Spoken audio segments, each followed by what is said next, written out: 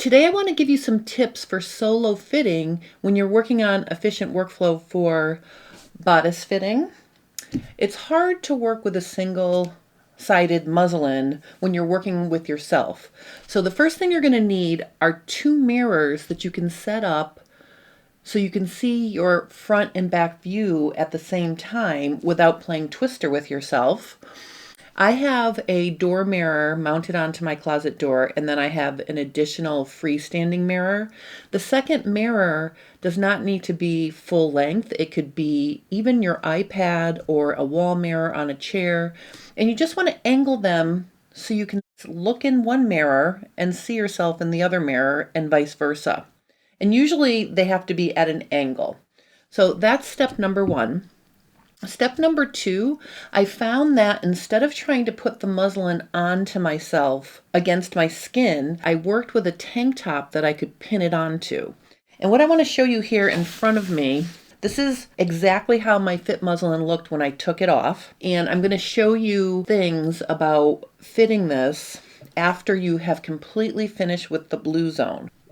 Tip number two is don't rush the process of fitting your neckline, your shoulders, your upper back, this whole area. Make sure that's fitting well.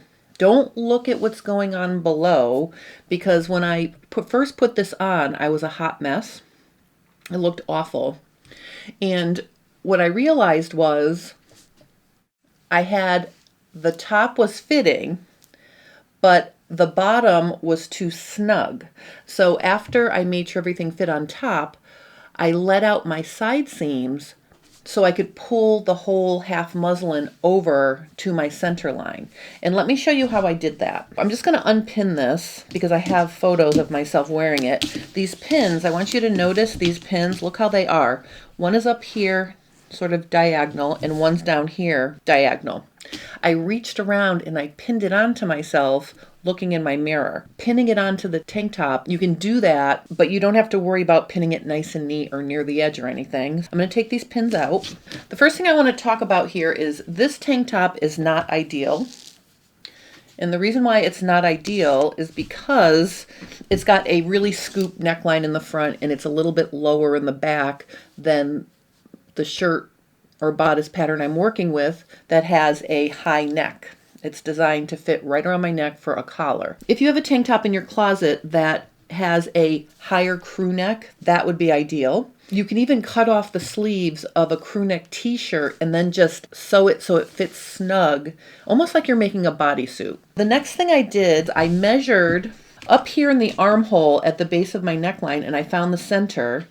And then I found the center a little bit lower, and I drew a line with chalk, you know, like this, right down the center front, and I did the same thing in the back. Now, if you're making yourself a fitting tank top or a fitting shell to wear underneath your muslin, you can use the Sharpie marker. And I may in fact do that. I may in fact find myself something snugger and higher neck, because the issue I was having was I couldn't pin it up at the top in the front and the back, so it kind of flopped to the side a little bit. And I'm going to show you that in the pictures. Basically, I measured, found the center, marked the center like this, and then I put it on. Let's take a look at the back view first. In this photo, you can see that the center back is not meeting my center back. I highlighted the chalk line with a white line so you could really see that it was not making it over there. And then here it is in the front. It's a little bit closer, but it's also not right where it should be.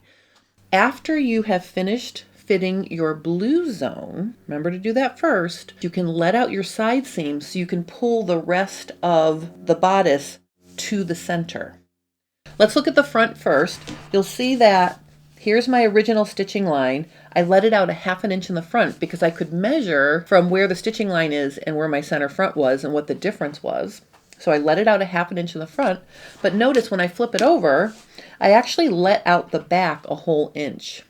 Now, doing that, I ended up offsetting my seams a little bit, so notice my seam allowances are not equal in terms of how much I adjusted.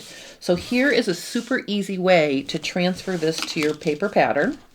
I'm going to measure the ½ inch, and I'm just This is a straight line, so I'm literally just going to cut it off at a 1/2 inch, because now I know what I need.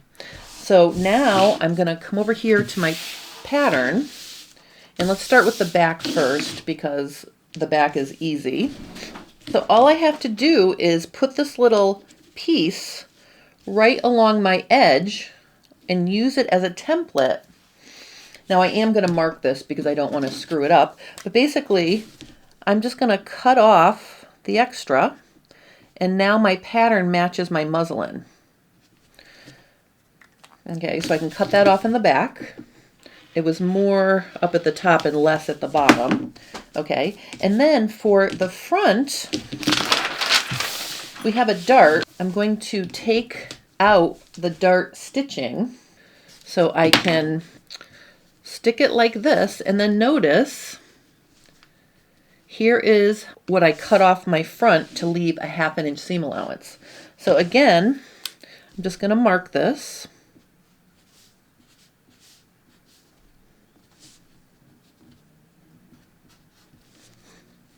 I'm trying to keep my hands out of the way so you can see what I'm doing. Let me turn it this way.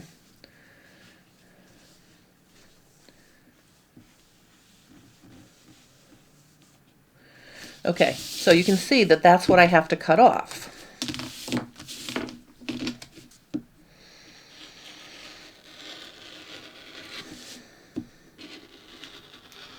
All right, so now this is my pattern.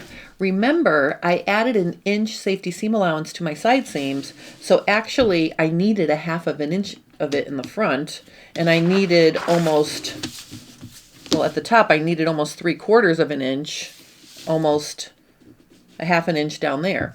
Now I can pull the muslin to my center, and if my t-shirt or my fitting tank top had gone all the way to my neck, I could have pinned it at center, front, and back.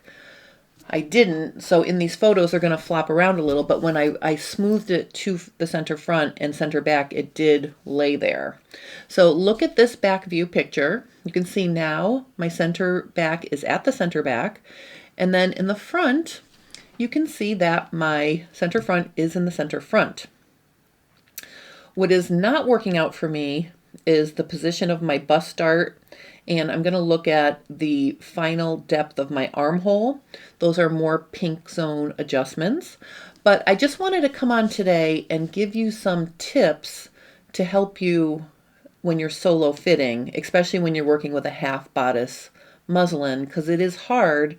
And the cool thing is, if you can find yourself a knit, like compression fitting tank top or sleeveless t-shirt with a crew neck, draw center front and center back down right on it. You can use those as guides to help you pin your muslin in place. Next week, I am going to be releasing the second PDF companion to this efficient workflow for bodice fitting. It's going to include all the information that I have covered in the previous tutorials since I released the first one, and it will also include how to adjust all of the key areas of the pink zone vertically so they are correct and agree with you, and then also we'll fine-tune the ease. I just wanted to give everybody time to really fit their half muslin, and here's the thing, don't rush the process. I'm going to say it one more time. Make sure your shoulders, neck, upper back are fitting first. And you can use the same technique of pinning the half muslin onto you so you can release the shoulder and then pinch it back together so that the slope is correct and everything is working out. So if you have any questions or comments about fitting with a half muslin when you're working by yourself, please post those below and I will help you. And then next week we're going to wrap up the entire pink zone for the bodice fitting, and there will be a very comprehensive PDF companion that goes with that. I will have QR codes to all of the tutorials that go along with the information in the PDF, so you'll be able to follow along. And it's given me time to really think about this process and then add some information about fitting yourself. After we complete the pink zone, we're going to take a closer look at the armhole and the sleeve, and we're going to be working on fitting those. I hope you're enjoying Efficient Workflow for Bodice Fitting. You'll notice that I have a different back view. I did switch my table back to its original direction, which is the long way of the table going in the short dimension of the room, after turning it 90 degrees for FabFit Friday last week. If anyone's interested to see how that worked out, just check out FabFit Friday from last week. I'll put a link in the description below. I think I really need to keep my orientation this way. It's going to be all about changing my back view. So what I'm considering doing is taking this blue pegboard that I have and actually hanging it so it's the top edge is close to the ceiling, and I'll have a nice blue background. And I will tell you, I've already worked in my room on this bodice project, and it was so nice to have all of my French curves and my rulers hanging from there, and it was much easier to find things. So I'm sort of testing how the room is working in terms of, sewing in it and fitting in it as well as shooting in it. So the background and the look of my tutorials are going to change a little bit, but I am, again, just trying to come up with the best, most efficient layout for my room so I can just get things done easier. So I want to thank everybody for following along on my Clean and Reorganize series I'm doing on FabFit Friday. I'm super excited to show you the end result once I finish up a few more things here. If you're enjoying Fit Tip Tuesdays, remember to like and subscribe to my channel. I would really appreciate it. I hope you have a wonderful rest of your day, and thank you so much for joining me.